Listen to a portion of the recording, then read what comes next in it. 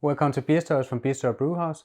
I've made an interview with Moersleutel on inspired by these two beers on how they brew them, the whole process, fermentation, all the cellaring and everything. The interview was 1.5 hours long, so I've divided it up in 3 parts. This is part 1 with all the brewing techniques. The next one is part 2 with everything that happens in the cellar, fermentation and barrel aging. And part 3 is the questions from the viewers they wrote in the chat. So stay tuned for part 1. Okay, so we should be live now. I'm sitting in my beer cave, and with me is Jorge and Rowan from Moersleutel, and we're going to talk about stouts. So let's kick it.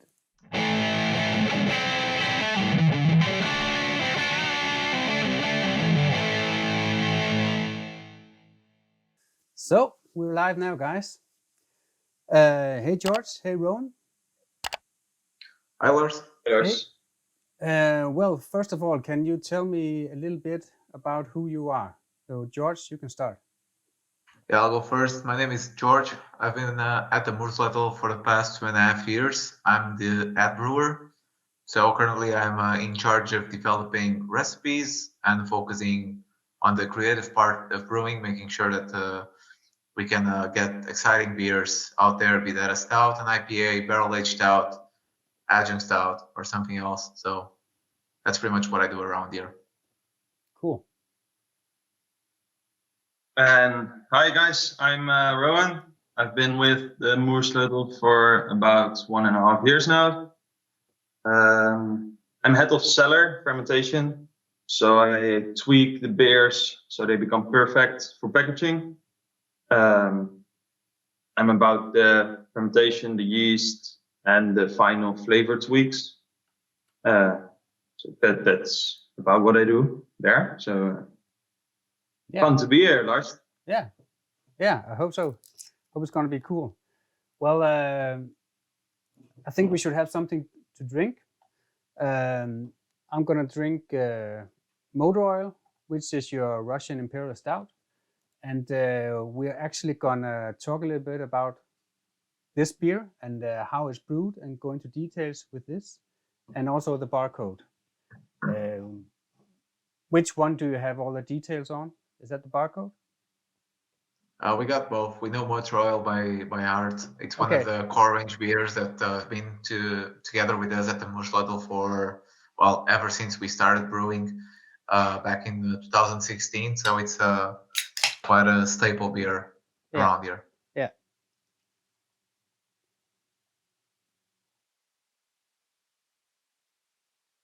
Perfect. Okay. So just to pronounce your brewery correct, it's called Moersleutel. Moersleutel? Yes. Yeah. Moersleutel. Moersleutel, yes. Perfect. What defines Moersleutel as a brewery, do you think?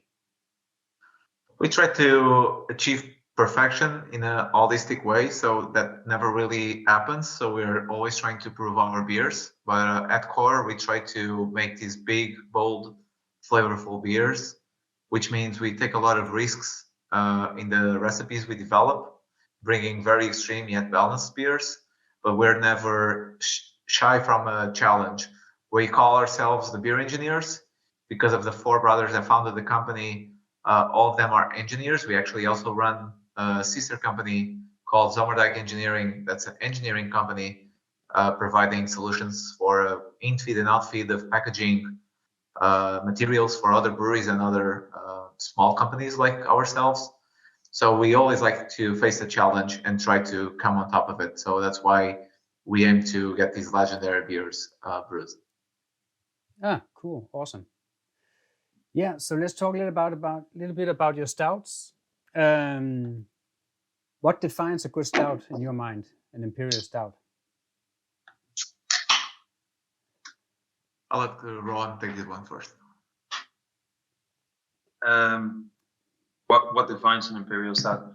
For us, it's always going into one of the most important things is texture. the thickness, but also the bold flavors, as in what kind of roast are you picking up? How are you balancing the beer with yeast and hops or adjuncts? I'm not sure. The barcode has an adjunct, I think, tonka, but no big pastry stouts today. But we're always looking in how can we balance that beer in a way, even after recipe development, when it gets into tank, when it gets into the bright beer tank, what can we do to make it even pop more? That's the idea in our imperial stouts. Yeah, sure. So when you make a stout or make any beer, you're not done making the beer just after the brewing part. No. The cellar part means just as much. Yeah, I'm a bit biased, of course, because I run that department. So it's but yeah, I think it's very important to look after the yeast and the beer. But I also mean, like, sometimes we have adjuncts in mind that if we do trials, it just doesn't work out. And what defines our stouts at that point is being able to tweak it in a different way to make it the best we possibly can. So it doesn't stop at recipe development and the brew day, but it goes all the way to the packaging.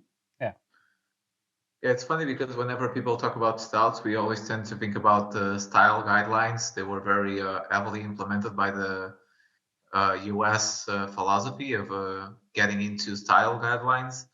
We try to see beer more as a flavor component, like Rowan was saying.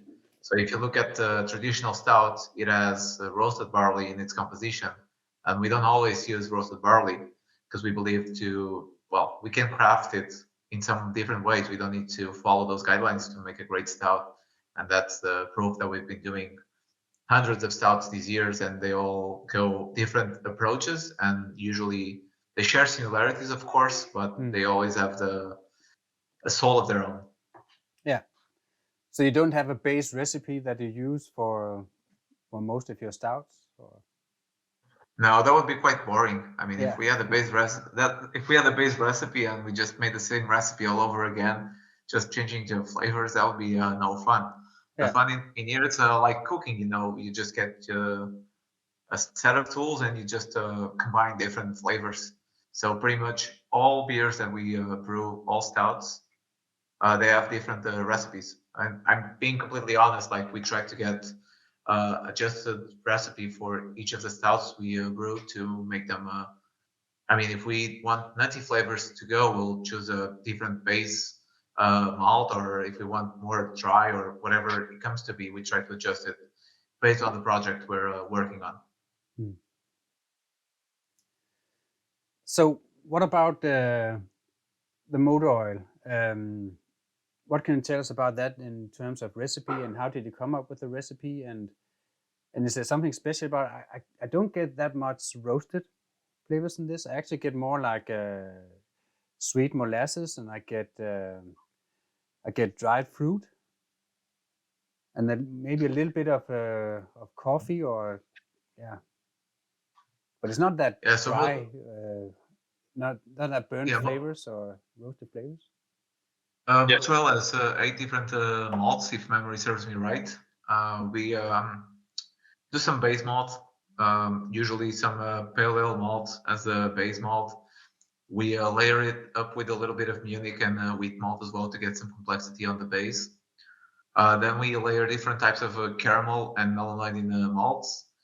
And we have quite a high portion of dark grains, but none of those are roasted barley. I think that's why you don't pick up a lot of roasted notes into it, more of the deep molasses, kind of licorice notes. That's from black malt, chocolate malt, and specialty. So that's roughly where we touch base on these dark malts.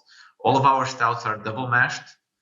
I don't want to get too technical, I guess, but pretty much we're just using more grains, less water, trying to get the most concentrated wort possible to increase the OG and therefore ABV as well. But not only that, but to concentrate flavors as well.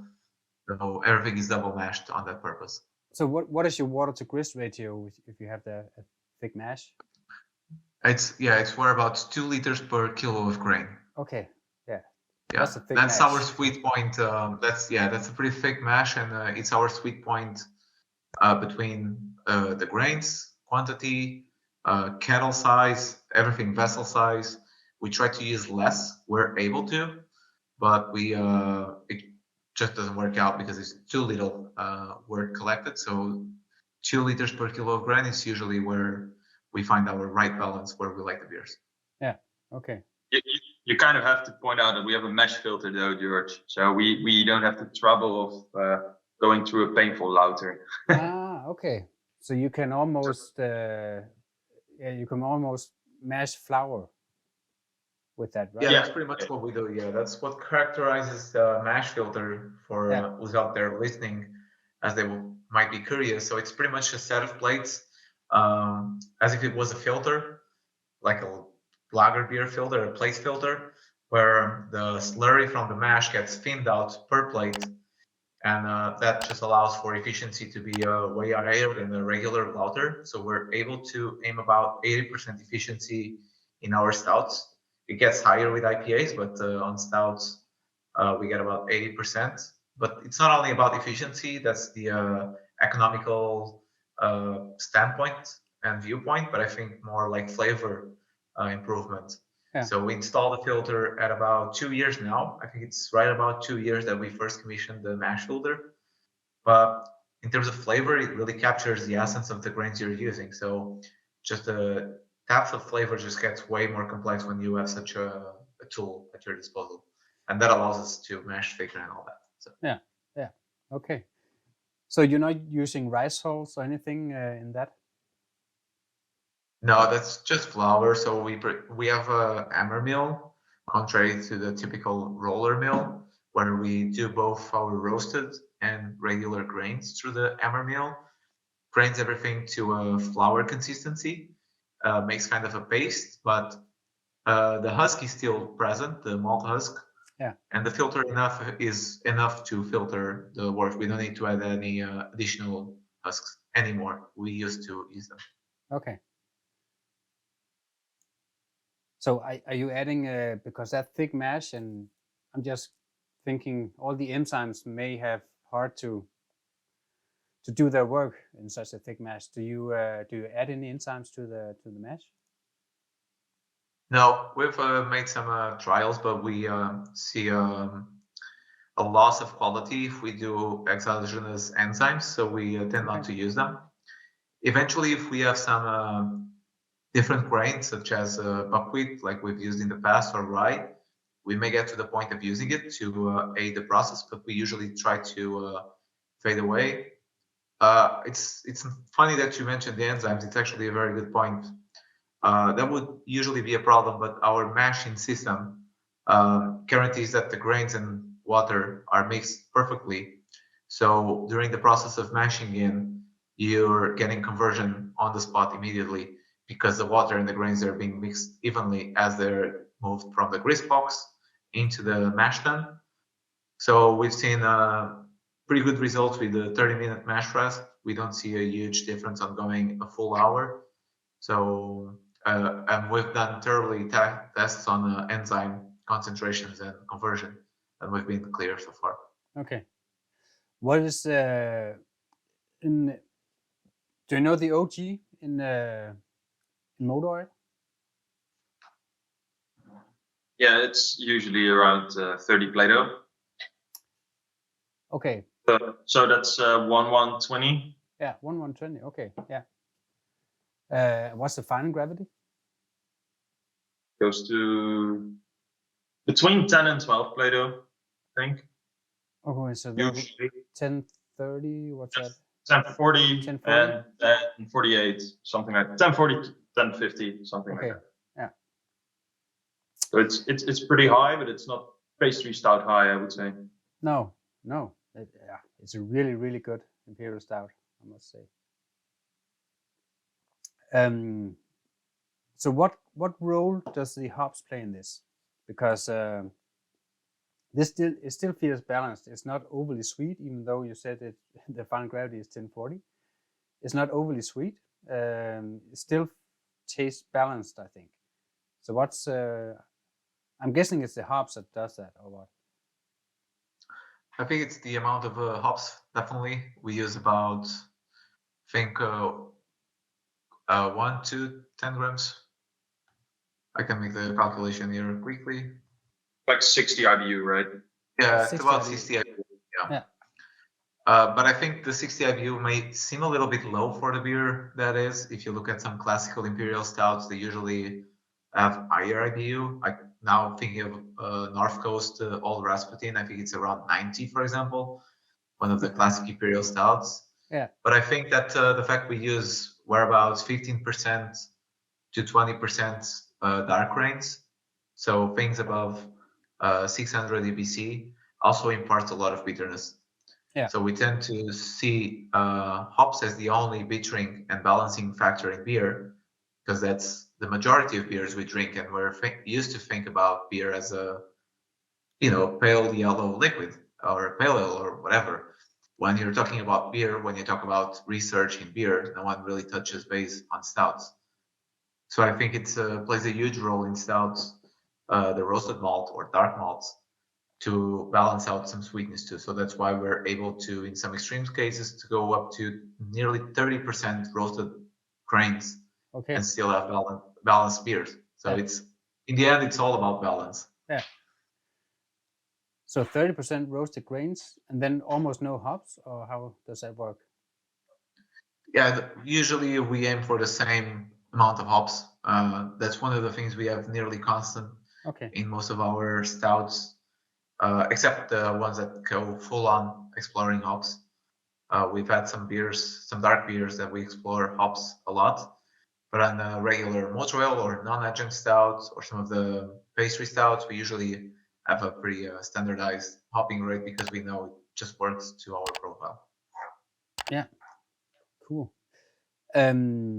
What kind of hops do you use for bittering? Is it Magnum? It's Magnum, the one okay. we Yeah. yeah. Yeah. So you're not using extracts for bittering? No, we use them for a little while just to trial with them, but we think that using actual hops, so there's a lot of things that you capture from the hops that help get more depth and complexity to a beer. Okay. Be that a stout or an IPA. So we've used extracts, but I think those processing aids, they are just processing aids with the expense of flavor, and we like flavor, so we like to keep the real stuff around. Yeah, awesome. Are you adding any flavor aroma hops to the stouts? Not too much oil, no. It depending on the recipe we may.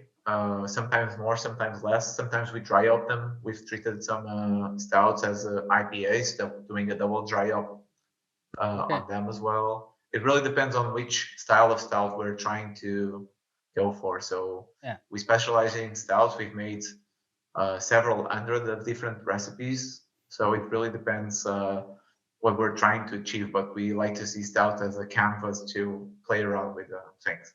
Yeah. So how can you continue to develop hundreds of recipes for imperial stouts, and they all seem to just taste great? Who inspires you? I think, that's a good question, actually. I think it's partly a experience, though, that we know how to produce the great wort now. But you can do so much within the imperial stout category that it doesn't really pour. There's we make so many specials that it doesn't really get boring. No. Well, it has to do with planning and the freedom we have to make our own planning. I guess if we were always to make the same pastry style stouts of going through, like chocolate vanilla coffee and a mix of these, that could get boring eventually. But since we're allowed to explore different adjuncts, I don't know, we've used from hibiscus to black cardamom. I even lost count. Like we're working on some cherry peats right now. We've done a date syrup. We've done than honey. I mean, it's countless the things we're allowed to experiment around, and I think that's the nice challenge, that each beer is unique, and we try to always come up with something that makes it stand out. Yeah, sure. Yeah, you do. Cool. So, yeah, we're not going to talk that much about adjuncts, but what about minerals? How are you treating your water? Yeah, that's a good one. Yeah, it's probably one of the most overlooked things in a beer, I'd say. We were able to change our beers 180 degrees by just tweaking the water profile, especially on these beers. Like as I was mentioning before, all of the research and scientific knowledge that you can find about beer usually goes about either pale ales or regular beers like lagers. No one's doing research on stouts. No. So it's pretty difficult for us that we spend a lot of time reading about beer, drinking beer to find what other brewers are doing, taking actual college degrees to see if we can find anything. But we always get to, this paper talks about lagers. So it's pretty difficult to us because we need to find a lot of these things ourselves because no one is doing, I would say, don't quote me on this, but likely worldwide, no one's doing as much hectoliters of stouts over 10% ABV as we are. So we are quite a unique brewery on that standpoint. So that allows us to do a lot of our own research, but that also comes with a lot of risk. So we've changed our water profile throughout the years. We use tap water, pretty much just local sourced water. I can let Rowan talk about his pride in Dutch water, but it's a thing. We're very proud of our local water. So you But have nonetheless, it needs soft to. water there? It's pretty hard Okay. water. Yeah. Which is quite cool for the stouts. It really helps to balance out because the acidic notes on the dark grains will bring the pH down, but we still need to correct by the amounts of dark grains we use. But I can say it makes a world of a difference focusing on water. To us, that's challenging because we need to test it several times to get the right profile. Yeah. So what minerals do you add to it? Yeah. Is it calcium, chlorides, or what are you focused on? Do you want to go, Rowan? Do you know them by heart? Usually it's no, it's not calcium chloride, right? It's bicarbonate and the slate lime right now. We switched it around a couple of months ago. We do for certain beers, certain water profiles. So I think where it started was the British stout a couple months ago. We started using slate lime instead of calcium carbonate. Okay. Instead of sodium bicarbonate, that's the sodium bicarbonate. And slate lime, it's calcium hydroxide. So pretty much you want alkaline stuff to balance out the acidity in your dark grains, so you maintain the desired mash pH. But the thing is, all of these things, they are flavor compounds, so they can impact your beer. Maybe if you're tweaking with a tiny portion, you want too much, but we need to add them in quantity because we're dealing with a lot of these dark grains and a lot of cereal, so it can have an impact in the flavor. So depending on each recipe, we try to adjust the water profile to aim it where we want it to be. So for some beers, if you're looking for additional body, for example, you use some calcium chloride to get some more body. You may use some magnesium sulfate or calcium sulfate to enhance hops and bring out some bitterness and provide some drying to beers. Some other beers, you may use sodium bicarbonate to get a more round flavor because it has, as the name suggests, sodium as in content of table salt. So that brings a more round flavor enhancing perspective. If you're doing like a Baltic porter, for example, it's something softer that's well fermented with the lager yeast, so the whole profile just cleaner. And then we may use the calcium hydroxide, the slate lime, because that one just imparts kind of a smoothness into the beer. So we tend to adjust our mineral additions depending on what we want to get. We also do multiple different of the minerals, right? Because if you go very high on one of the minerals, you pass the flavor threshold, and that would just get nasty at some point. Yeah. So it's the same as sweeteners. If you combine sugar and aspartame or something, you get one. If you do both, it's great because you're both below the threshold. If you do a lot of one, you get above the flavor threshold and you get a tang or a weird sweetness. So that's what we do with the salts as well. It's tweaking all the time, I would say. Yeah, cool. I don't know if the camera can see this, but did you mention that the motor oil was about 600 EBC? Or did I get that wrong? It's like 130. Okay, okay, 130. That's still I'm not sure. really 160, 130. I don't know what the calculator is. It's hard to tell above a certain EBC. yeah. It is. Yeah. Above 100, it's all the same, I would say, almost. But it is really, really dark. And the head on it is a beautiful color, the foam. We've done this thing of sending beers out for lab analysis on a multiple range of things that maybe even most hobby brewers don't even think about ever. But the one thing we never worried about was EBC, because all of our beers are kind of black. Yeah. So not all, but all the stouts get to a point where they're black. We don't even bother trying to figure out the exact EBC. No. So when you're such a dark beer, is there a lot of carafa or huskless grains in this, or why is it not more roasted than it is? You take this one first.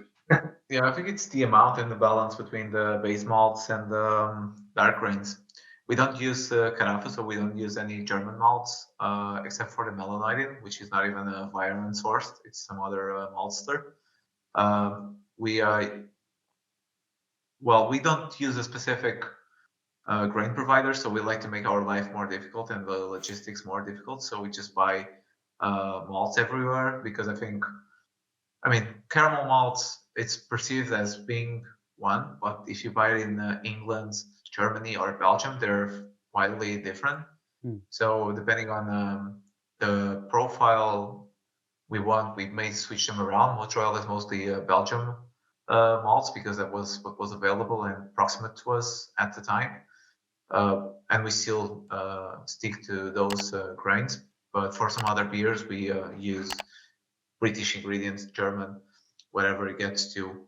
But I think it's not as much the grain itself, but the balance between the caramel malts, which is also high in percentage when compared to base malt. So we don't use much base malt. That's what I'm pretty much saying. Okay. How much caramel malts is in this one, and how many roasted malts? Ooh, I'll try to say this by heart. I'm picking it up. I'd say less than 20, but close to 20% on roasted grains. Okay. And about 30-some percent. I think it's like 10-ish. No. 20%. Everything that was supposed to go through the roller mill, that goes through the hammer mill. Chocolate rye, special bee, and both M roasts. Oh, I thought we were talking about caramel. Yeah, also. Yeah, so roasted is 20% and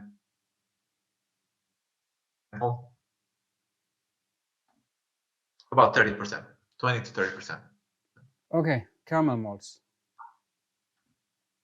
Okay. Yeah, the rest divided between Munich, wheat, and pale malt. Yeah. Okay. Whoa, that's a lot. Interesting. Cool. So moving on to talking a little bit about mashing.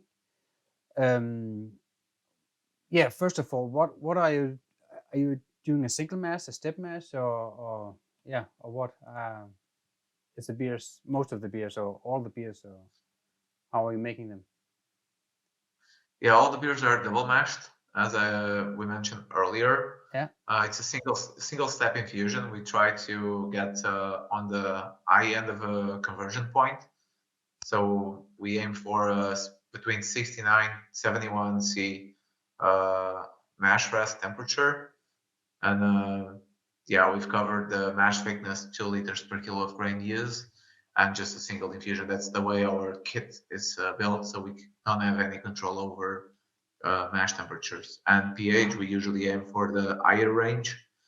That's a 5.4 pH, 5.5 depending on beers, to achieve maximum conversion in as little time as possible. Yeah. But how are you adjusting your pH? Is that with the lactic acid, or is it acidulated malts, or how are you doing that? Well, for the IPAs, we do a blend of acids. As Rowan mentioned, acids, especially acids, they go easily above a flavor threshold. So we tend to keep them down and make a blend between lactic and phosphoric acid to keep flavor threshold in check. For stouts, it's the other way around. We want to have some alkalinity added to it, so we cover that briefly. But we use chalk, which is calcium carbonate. We use slaked lime, which is calcium hydroxide, and we use sodium bicarbonate to correct those things depending on which style we're aiming for. Yeah.